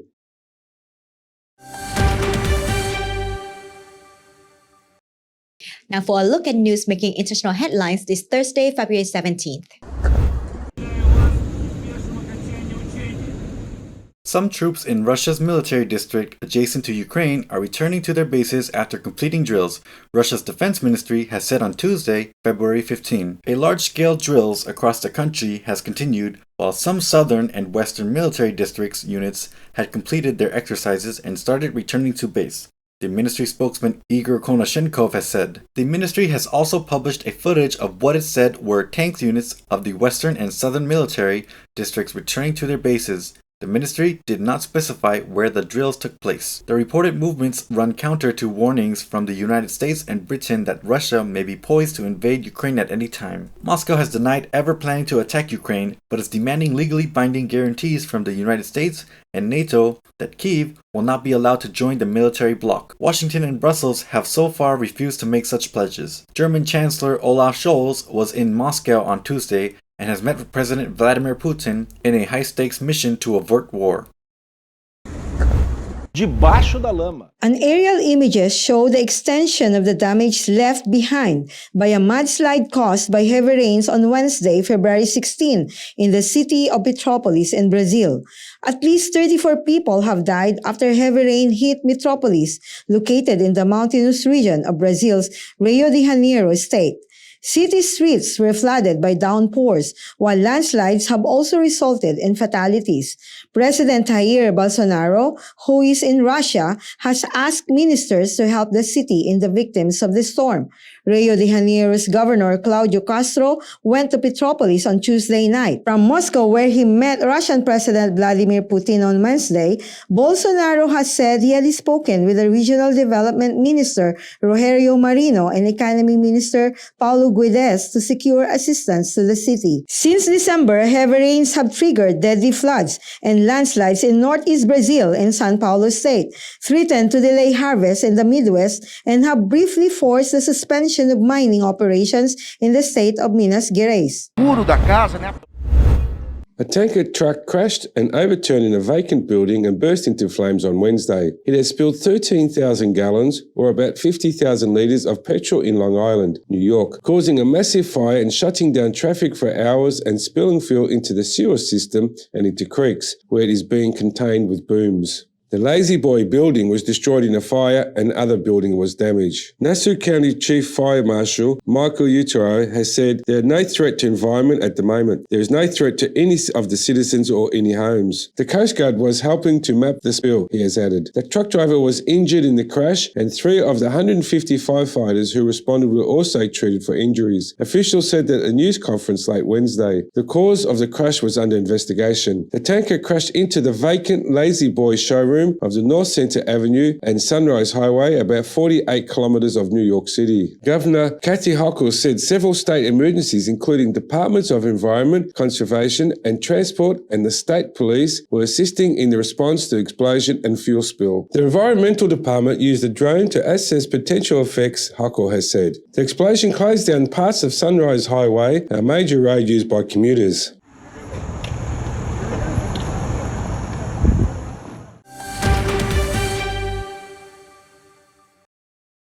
Now for a look at news making international headlines this Friday, 18 February.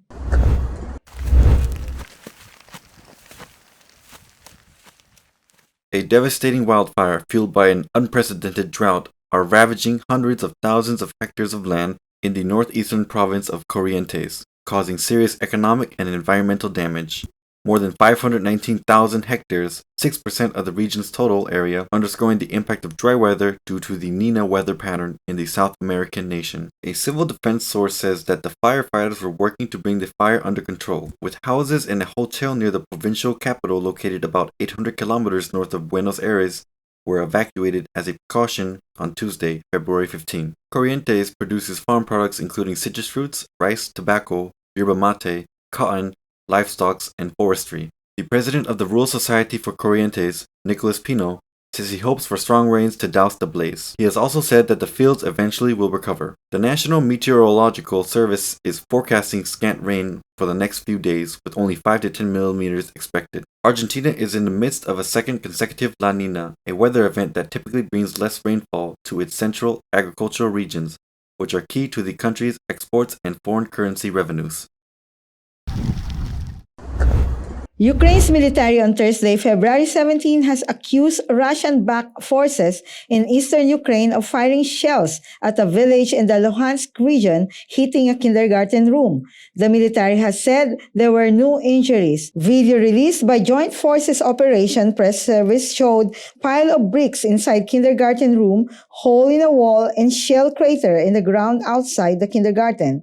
Earlier, Russian-backed separatists in eastern Ukraine have accused government forces of opening fire on their territory 4 times in the past 24 hours and said they were trying to establish if anyone had been hurt or killed. Hurricane in Poland tore off roofs, knocked down trees and left hundreds of thousands of houses without electricity on Thursday, February the 17th.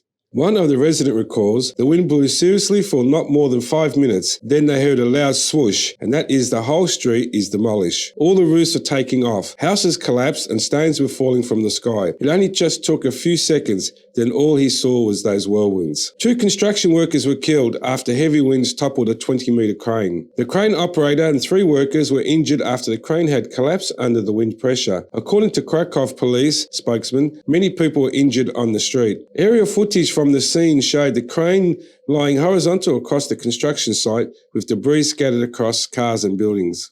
In Dozie Asvils village in Poland's western Wielkopolska province, violent winds damaged the roofs of dozens of houses early on Thursday morning. According to the police state fire services, fire brigades have intervened over 1,400 times across the country on Thursday, removing fallen trees as well as helping residents to secure roofless homes for further damage of rain.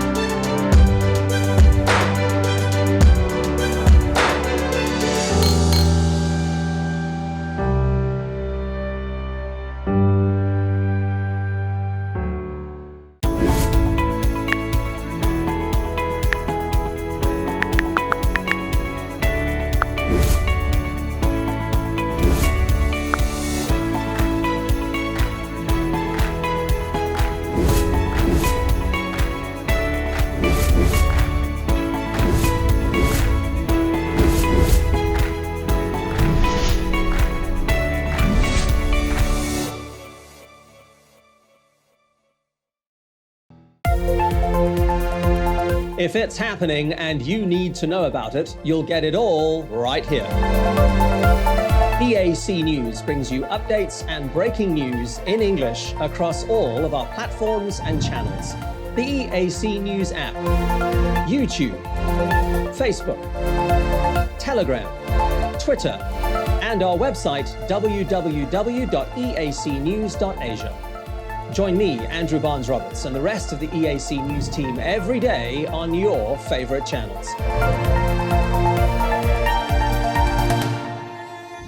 EAC News, Cambodia made clear.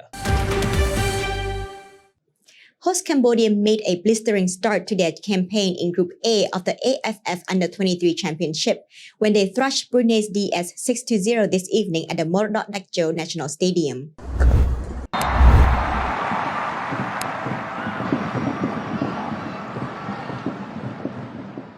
Under-23 Cambodia dominated both halves, scoring 3 goals in each. It was one-way traffic right from the beginning as Cambodia threw everything at Brunei in an effort to draw first blood. We did not have as good a preparation as we would like to have, but the players rose to occasion and performed well on the night. We did not prepare any specific game plan for the teams where the focus was on our own game for high possession, said the Cambodian coach Heroes Rule. Beyond by the close of 25,000 screaming fans, the young Compris were all over Brunei when they stuck an opening goal in the 18th.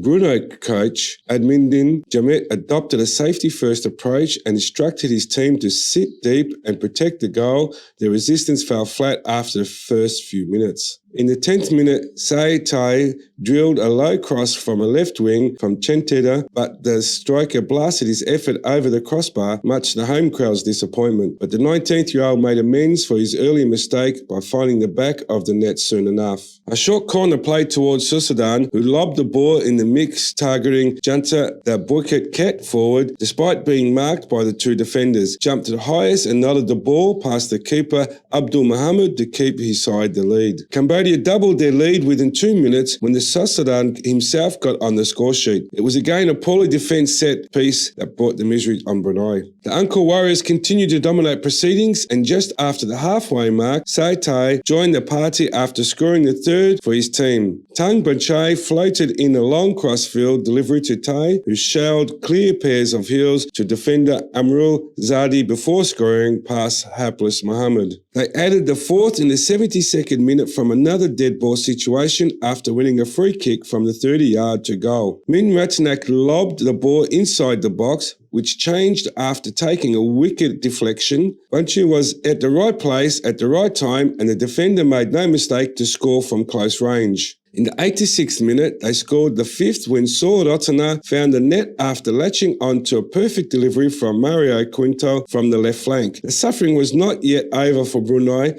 as Narong Kakada stunningly dribbled past 3 defenders in a short space to ripple the net, completing the 6-0.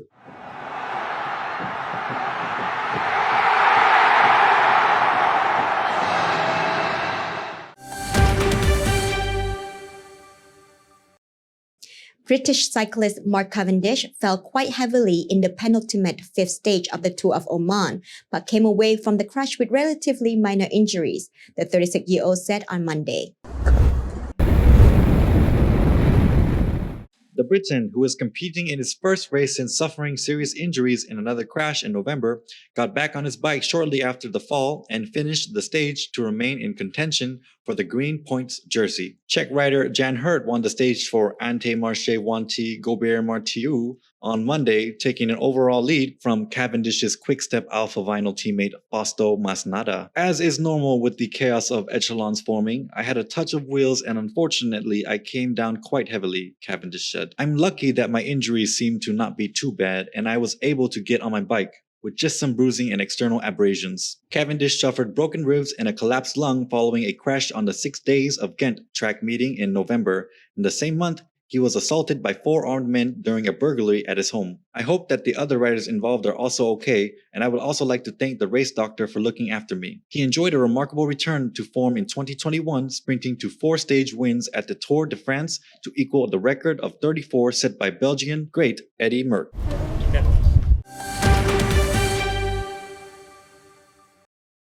Novak Djokovic is prepared to miss the French Open and Wimbledon if COVID-19 vaccination becomes mandatory at the Grand Slams, but he is not against inoculation, the world number one tennis player said. He was deported from Australia after 11-day rollercoaster experience involving 2 visa cancellations, 2 court challenges and 5 nights in 2 stints in an immigration detention hotel where asylum seekers are held. Djokovic, who is unvaccinated, was barred from competing in this year's Australian Open, depriving the 34-year-old Serbian of a chance of becoming the most successful men's player of all time with 21 Grand Slam titles. "I understand the consequences of my decision," Djokovic told BBC, adding that he was prepared not to travel to Australia due to unvaccinated status. "I understand that not being vaccinated today, I am unable to travel to most of the tournaments at the moment. Yes, that is the price I'm willing to pay. At the moment, of course, I hope that things will change, but I'm also hoping that I can play for many more years. Taking care of my body has always been the highest priority because I know that's going to give me longevity. And I'm certain that if there's still flair and passion and the love for the game in me, and if I take care of my body, I'll be able to have many more opportunities to play in tournaments that I miss." The Serbian, however, distanced himself from the anti-vaccination movement and said he is keeping an open mind about taking the jab. "I was never against the vaccination," he said, adding that he took vaccine as a child, "but I've always supported the freedom to choose what you put in your body." A steady-eyed Djokovic said that he hoped to compete for many more years, but added that the freedom to choose what he wants to put in his body was more important to him than any title.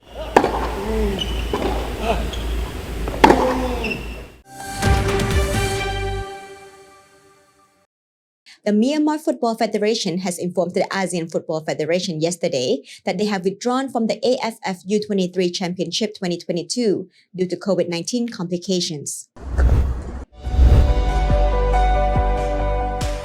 As part of the health and safety measure for the ongoing tournament, the Myanmar U23 team has undergone regular tests before and after arriving in Cambodia. Following confirmation of positive tests among a number of players, a decision has been taken to withdraw the team from the tournament to help minimize the risk of further infection. Players and staff identified to be close contacts have also been placed in isolation for observation. Myanmar was originally scheduled to kick off their campaign in Group B on 15 February against Malaysia. A revised match schedule will be announced shortly. Myanmar being the second team to pull out of the tournament. Indonesia was the first team due to COVID-19. Cambodia has started their campaign in great form, winning over Brunei 6-0. They are now preparing to play tomorrow night against the Philippines, who had a 2-2 draw against Timor-Leste.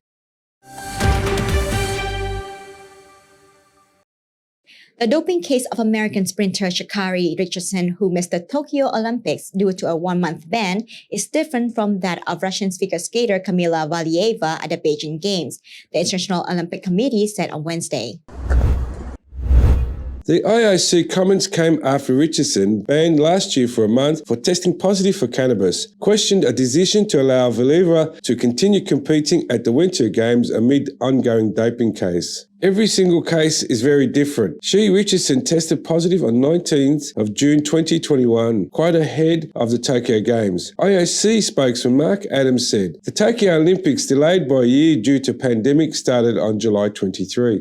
Her results come in early in order of the USADA, US Anti-Doping Agency, to deal with the case at the time. Before the Games, Mrs. Richardson accepted a 1-month period of eligible which began on 28th of June. Richardson was expected to be one of the biggest draws in Tokyo after winning the 100 metres at the US trials. She later said her action to consume cannabis was the result of mourning the death of her mother. On Monday, however, she demanded an answer from the IOC over Valieva's continued participation at the Games. The 15-year-old Russian was tested on December the 25th, 2021, but her results were reported only on February the 8th, a day after she had won team gold in figure skating for the Russian Olympic Committee. No Olympic medals will be awarded at the women's team event or in the single event if she finishes in the top 3 of that competition, pending the resolution of her ongoing doping case. Can we get a solid answer on the difference of Valieva's situation and mine? Richardson wrote on Twitter on Monday, "My mother died and I can't run and was favoured for the top 3. The only difference I see is I am a black young lady."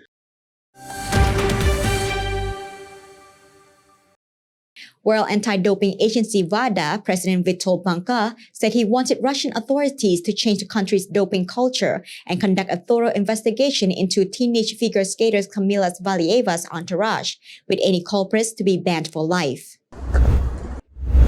The 15-year-old prodigy was cleared on Monday to compete in her next event at the Beijing Olympics by the Court of Arbitration for Sports, CAS, after a failed drugs test last December, although CAS did not rule on the doping case itself. The doping of children is evil and unforgivable, and the doctors, coaches, and other support personnel who are found to have provided performance-enhancing drugs to minors should be banned for life, and personally, I also think they should be in prison, Banka told Reuters on Monday. The case is now in the hands of Russian anti-doping agencies, RUSADA, which has to set up a hearing to decide on the fate of Valieva, a hot favorite for the women's single in Beijing. If WADA is not satisfied with RUSADA's report, it can appeal to CAS, which is the sport's highest court. We demand that RUSADA completes a strong investigation into the entourage. We will also look into that and make sure that a proper investigation is carried out, said Banka.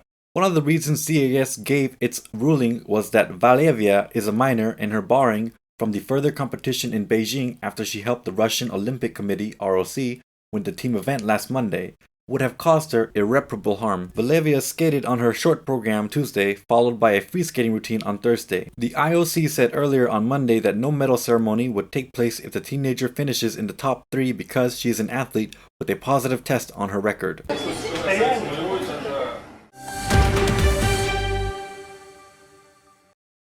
Cambodia, the host for the AFF U23, chalked up its second straight victory when it defeated the Philippines 1-0 last night.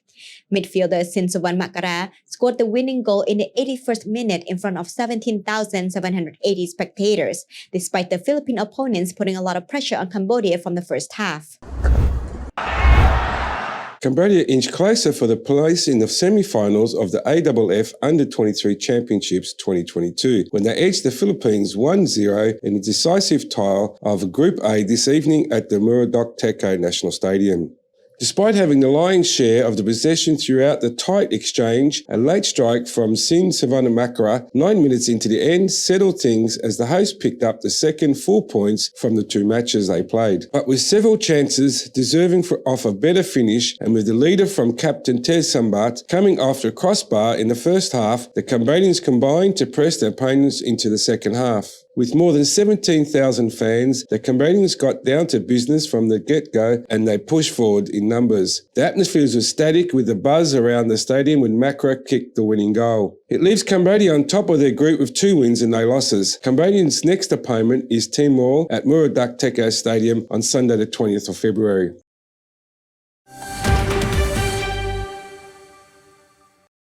Olympic 1500-meter champion Jakob Ingebrigtsen broke the world indoor record for the distance on Thursday night in another display of speed and strength that suggests his Tokyo success was only the start. The Norwegian shaved almost half a second off the old mark held by Ethiopian Samuel Tefra, clocking 3 minutes, 30.60 seconds at the World Athletics Indoor Tour Gold meeting in Lviv, France. The 21-year-old tucked in behind the pacemakers for the first half of the race before surging clear of everyone except for Tefra, who remained in touch until the 300 metres from home. Ingebrigtsen covered the final lap of the 200-metre track with 27.5 seconds and to finish more than 3 seconds clear of Tefra. This is always a fast race and it's really nice arena, Ingebrigtsen said. I like to finish strong. I think it's nice for the crowd, but it's also nice for me to speed up going into the finish. In Tokyo last year, he'd become the first man from his nations to win the 1500 metres, powering away from his rivals down the final straight.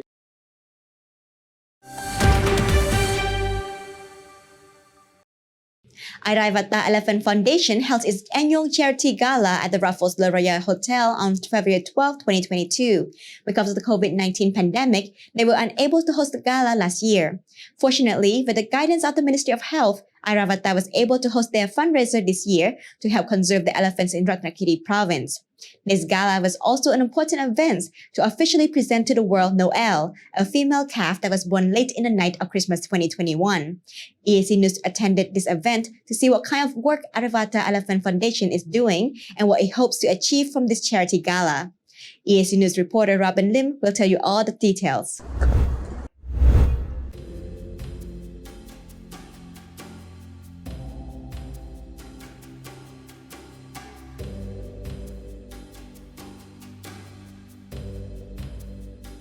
I started this foundation from my passion for elephants. Secondly, I worried about the loss of elephants in Cambodia, especially in Ratanakiri.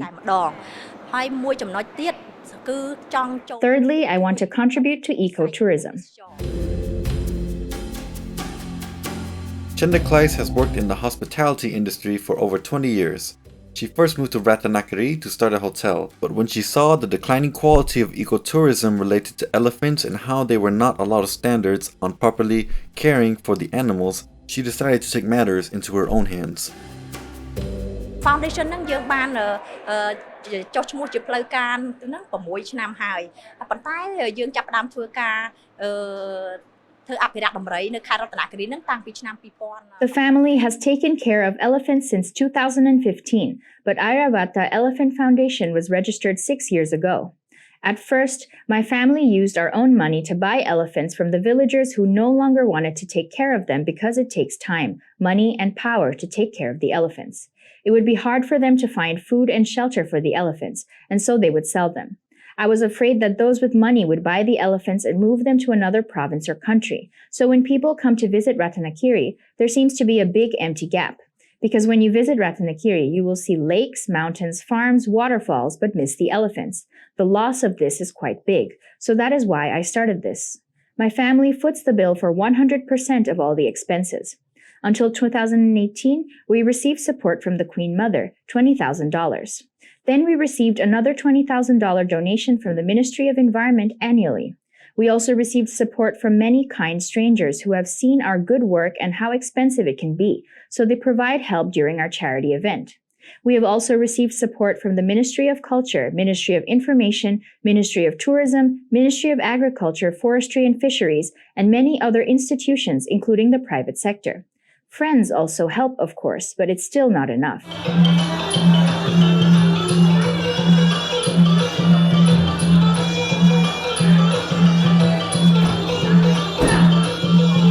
Notable guests at the charity gala include the Minister of Information, Keo Kanarit, General Butsopyup, Brett Sarita, Tim Rota, Mom Vandi, Sorian Hang, Sun Pisay, Satyan, El Bokotao S3 and Fight Company, and many more. The night was filled with excitement over the new MOU signings, contemporary dance, singing recitals, auction, a Bokotao show, and a fashion show. There were also small pop-up stalls from Faceline, Amara, Wing, Kampuchea Paramed, JEB, and Danama Taylor that pledged to donate 50% of their sales that night to Airavata. When skeptics badmouth Airavata Elephant Foundation, Chenda says she likes to let the work speak for itself.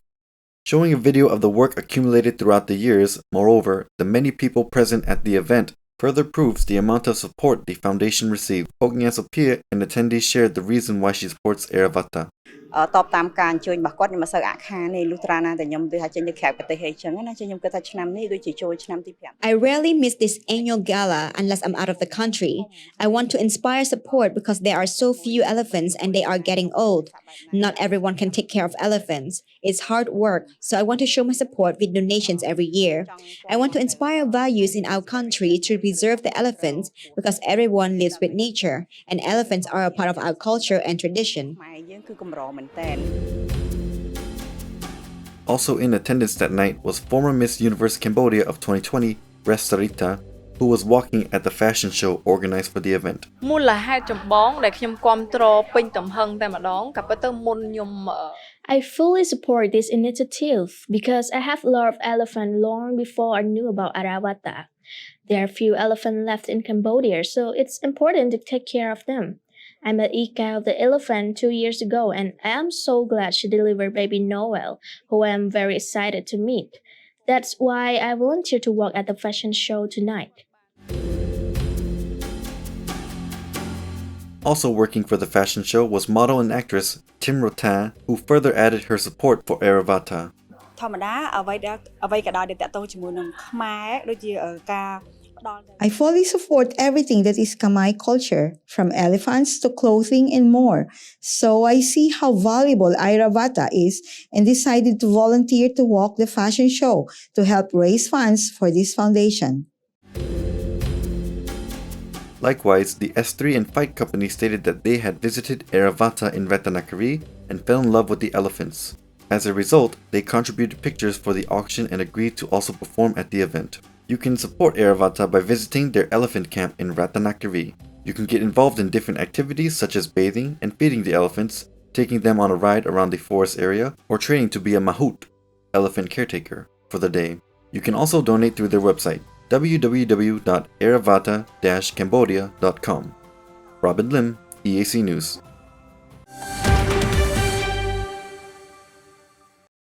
And finally, an Israeli farmer has grown the world's heaviest strawberry, according to the Guinness World Records. At 289 grams, the strawberry was about 5 times the average weight of a berry of this variety, said Nir Dai, a researcher and the strawberry breeder at Israel Volcanic Institute, where the strain was developed.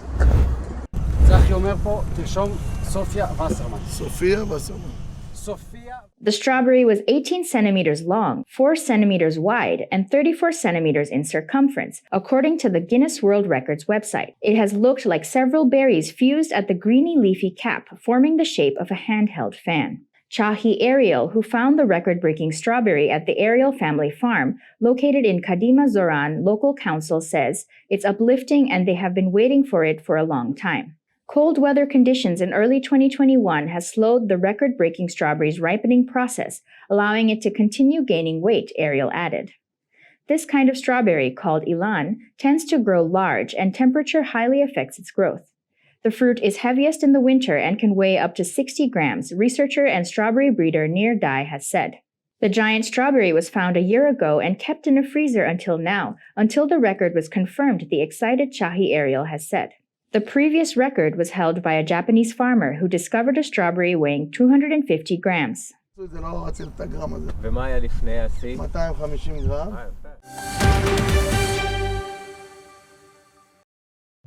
Now let's have a look at the weather and what you can expect tomorrow.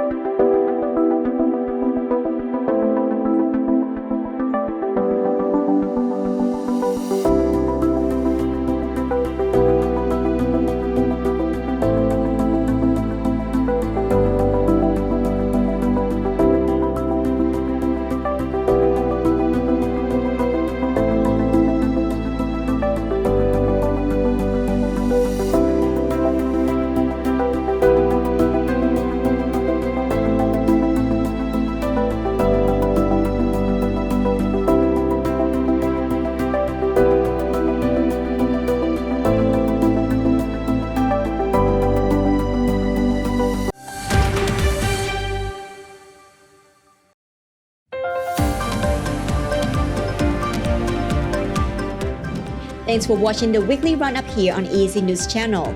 More from the EAC News team in the Daily Roundup on Monday night at 8 p.m. See you then!